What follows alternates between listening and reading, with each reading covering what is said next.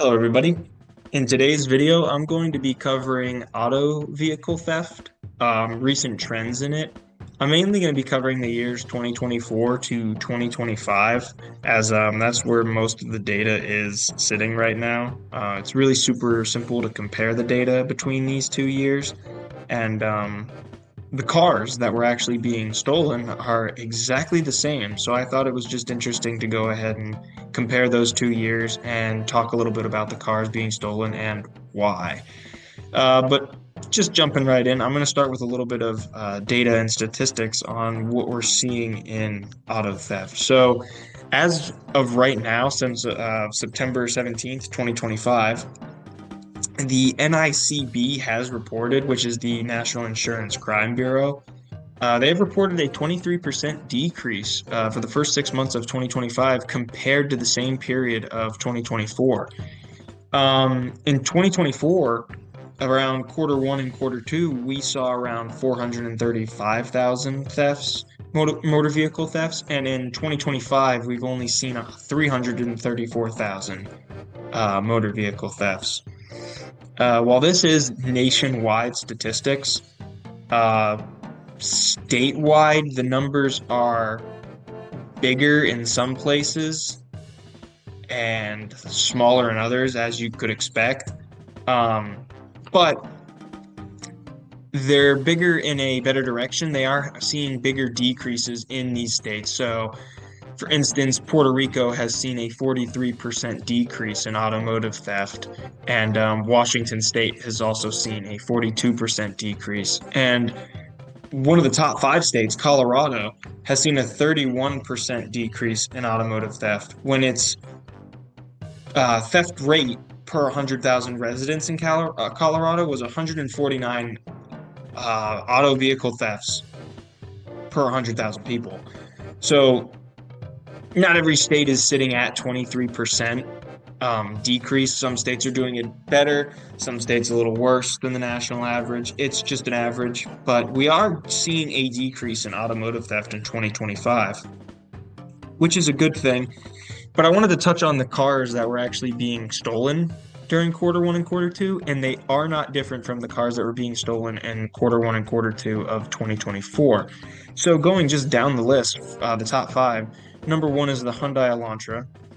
Number 2 is the Hyundai Sonata. Number 3 is the Honda Accord.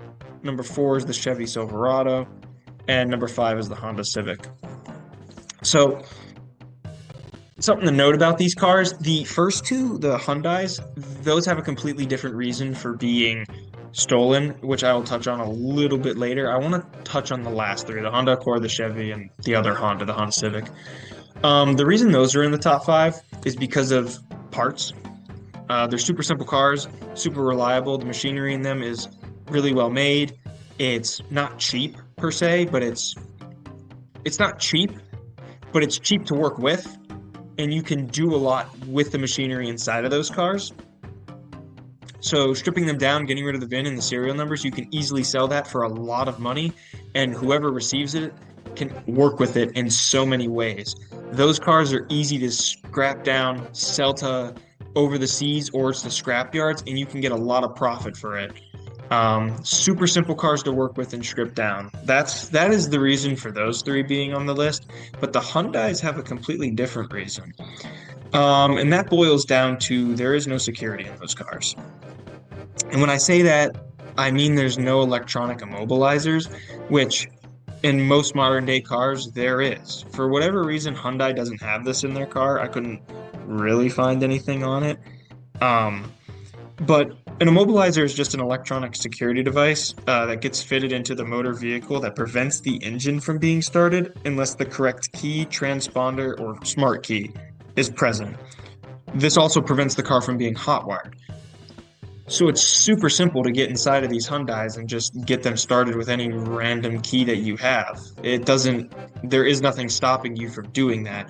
And normally, this wouldn't just be something a regular Joe would know on the street. They wouldn't just see a Hyundai and know this, but now they do.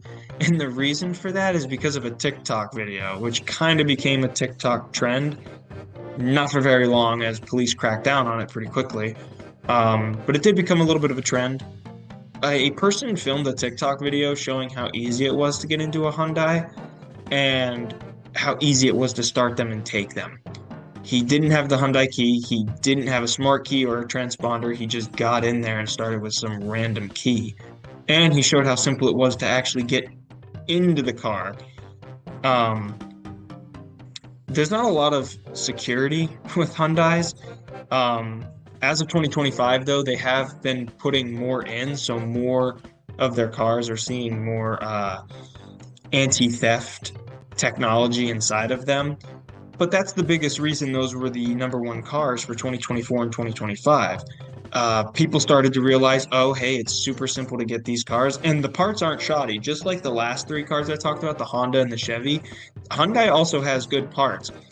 But it would be easier for you to take a car that you don't need a key for, take that car and strip it down and get basically the same money that you would stripping down a Honda Civic per se, um, without the risk of getting caught of taking that one, or without the trouble of going through getting a key or hot wiring. You could just easily find your own key, makeshift a key, and get inside of a Hyundai. And that was all due to a TikTok video that somebody posted, which started a whole trend of people recording themselves trying to get inside of Hyundais and actually seeing results, strangely enough. But something interesting that I found about these automotive thefts that isn't related to the Hyundais or anything else is a car that took the number four spot of the Chevys, um, which is really interesting. It was the Camaro ZL1s. And the reason that these cars have taken the number four spot, which is where the Chevy 1500 was, is because they're performance cars. And a lot of people are seeing that the software inside of these cars and the actual machinery of these cars is super expensive, super well made, and stripping it down and selling it is really profitable. These are high performance cars, sports cars, muscles cars, and a lot of people want them just for their parts. Having the parts inside of a muscle car or sports car is really profitable, and you can do a lot with it. So I just thought that was a little bit of an interesting fact to see that Camaro ZL1s are topping the charts as of August 7th in 2025 for taking the number four spot of Chevys. Um, I wouldn't think people would be bold enough to take these cars, performance cars, but they are, and they are making profit off of it because they have quality parts inside of them. So that is all I have for today. I want to thank you guys for watching, and I will see you in the next one.